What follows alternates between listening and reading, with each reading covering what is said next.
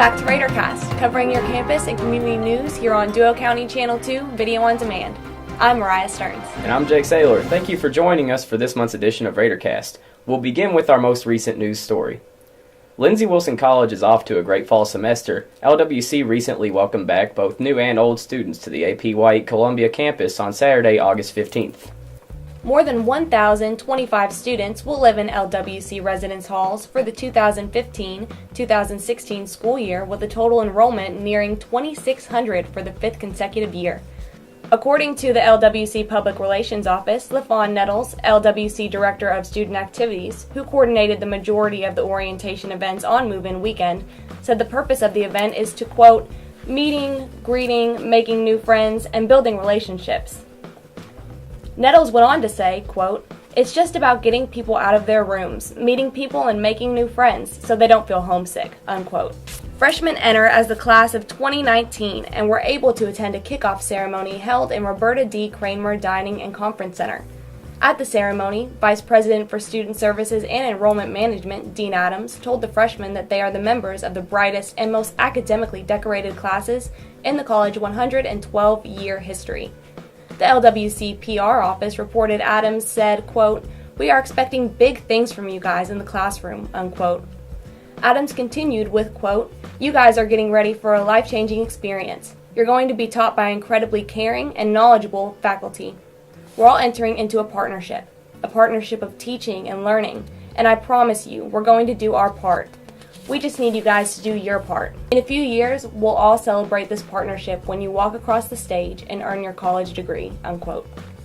Freshman enrollment is up from 594 in 2014 to 607 in 2015. Stay tuned and we'll return with our newest segment here on Raidercast, The Geek Critique, with Jay Estes. You know, they would talk about the city on a hill, the beacon on a hill, and that's kind of how I felt Lindsey was. It's, you know, this very metropolitan college, really, when you look at the student body and how diverse it is, in the middle of this rural community. But it's certainly that school that is in the midst of that transformation to something way beyond what any of us could ever hope for or imagine a small college to become.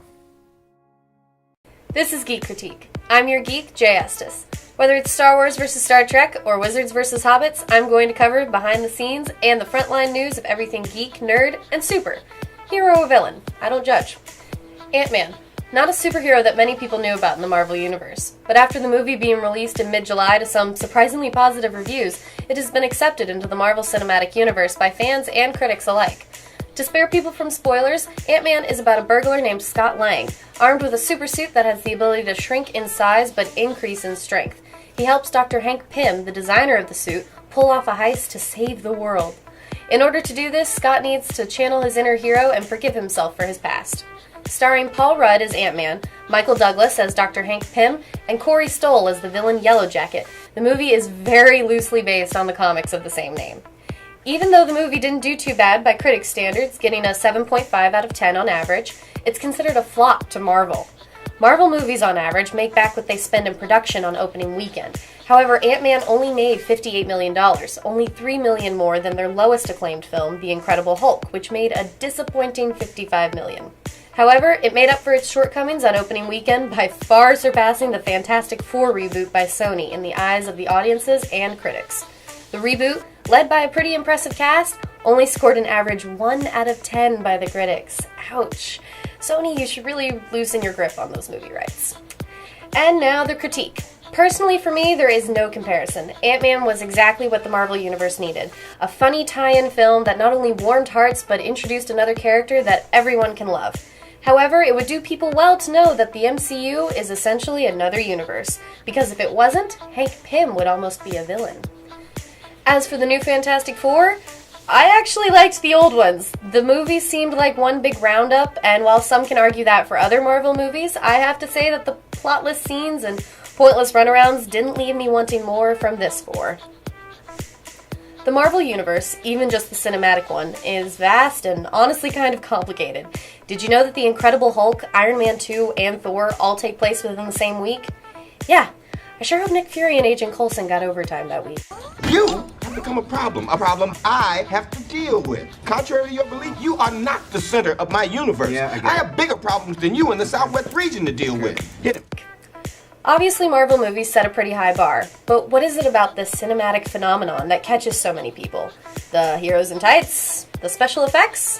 What about the amazing history that ties them all together?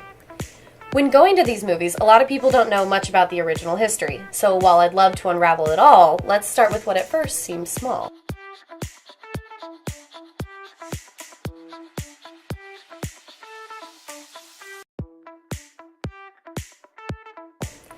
So what have these movies been leading up to? Surely some have heard about the two-part super movie, The Avengers Infinity Wars, to be released in 2018 and 2019. But the answer has been staring us in the face. Allow me to introduce you to the Infinity Stones. Oh, my new friends, before creation itself, there were 6 singularities. Then the universe exploded into existence, and the remnants of the system were forged into concentrated ingots, Infinity Stones. This is how they are first described to us by the Collector, an alien who goes about collecting impossible things across the universe. The Infinity Stones are 6 incredibly powerful stones that are connected to different aspects of the universe. Each stone possesses capabilities that have changed over the years due to effect by random civilizations that have come into contact with them. Now, to use these stones, you have to be crazy powerful. Regular beings who try to use the stones are usually destroyed, like in Thor: Dark World when Jane Foster is struck ill when infected by the ether, or when the Red Skull disappeared when he tried to use the Tesseract in Captain America: The First Avenger. And who can forget poor Karina, who was incinerated by the orb in Guardians of the Galaxy. So what can these stones do? Why do people want them? Where are they now?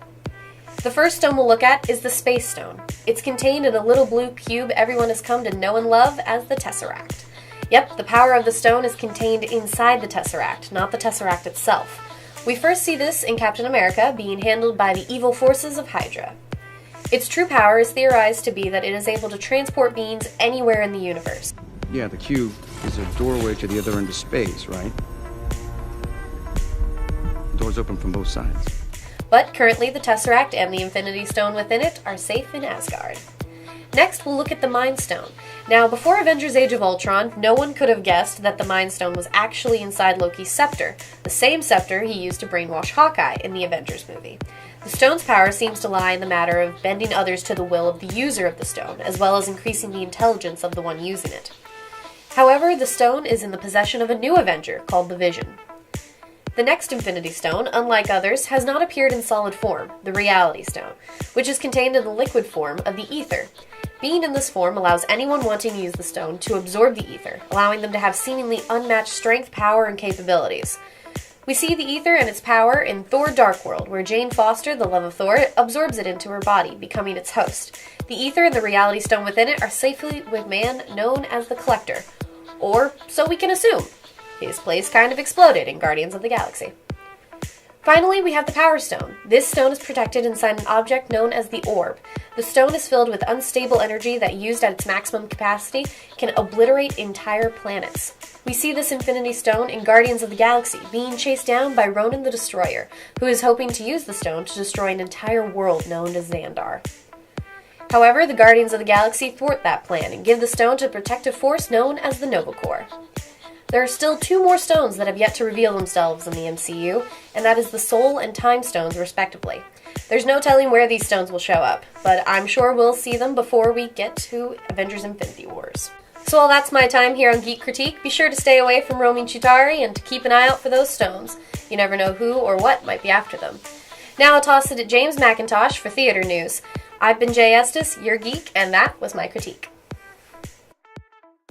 October is the month of colorful leaves, Halloween, and, this year, the debut of Lindsey Wilson College's first full-length play directed by a student, Vanities, directed by Susie Harrington.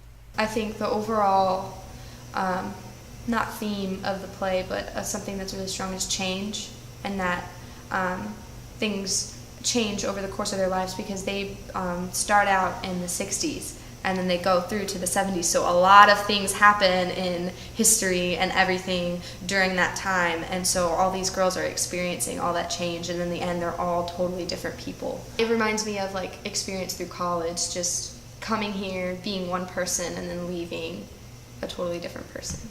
So that's how I relate to it, and I think a lot of people will be able to relate to it in that way.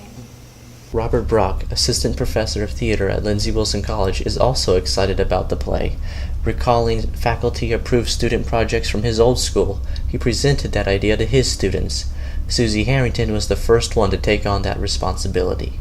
So this is the first of what I hope will be a number of, endeavors like this where students take the initiative. That's what I was looking for. Vanities will be presented at the V.P. Henry Auditorium at 7 p.m. Central Time every night between October 21st and 23rd. Due to the intimate on-stage seating arrangements, there will only be 50 seats available for each performance, so reservations should be made by emailing Robert Brock at brockr@lindsey.edu. Welcome back to the Blue Raider Sports segment. I'm Mariah Stearns with Jake Saylor. Here on Raidercast, we got the scoop on Blue Raider ball. Let's take a look. Three-time Mid-South Conference first-team honoree. He's played in 64 games, been in goal for 5,503 minutes, has 152 saves, 25 shutouts, and 1 national championship, all in just 3 years. Yuta Nomura is a goalkeeper from Tokyo, Japan, and this is his last year playing under the bright lights of Walter S. Ruling Stadium here at Lindsey Wilson. With a resume like Yuta's, you have to wonder how such a talent came to Lindsey Wilson. Yuta explains that his scenario was much less than typical. When I was in high school back home, I wanted to go to US because I wanted to speak English and then play football, which is soccer. And I didn't have any connections to come to US. And I found out that there's USS scholarship tryout in Lindsey and some school in Georgia, and I got offered from 4 different schools, and then I picked this school because they gave me a good scholarship, and then I could play soccer and I can learn English at the same time. Different school has like a different rules that if I study in English, I can't play soccer. And then a lot of people told me that Lindsey Wilson is the best college to play for the U.S. Coming to Lindsey was definitely a win-win for both Yuta and LWC, but Yuta says that one of his biggest feats was getting over the language barrier when he got to the U.S. But first year I couldn't do anything. As I said, I couldn't speak English at all. So I didn't understand what the coach said, teammates said, and professors said, and teammates said. So I was having a hard time. So basically what I did was I didn't speak Japanese at all for like 1 semester, 2 semesters, because I really wanted to learn English.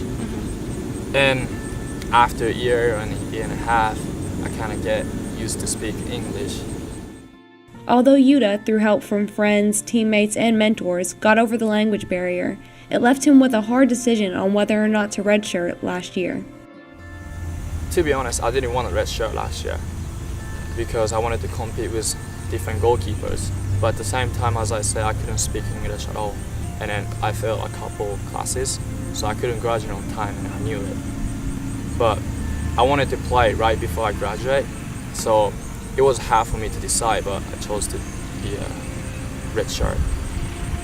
And it was tough for me to just sit out and do nothing for the game.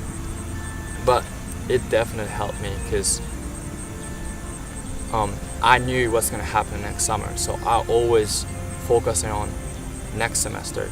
So every practice I did all my best, and I helped different goalkeepers, and I think that helped me a lot and to prepare for this season and then the summer season. For Yuta, soccer is a way of life with an ultimate goal of going pro. Until then, he intends on taking it step by step, day by day. I don't really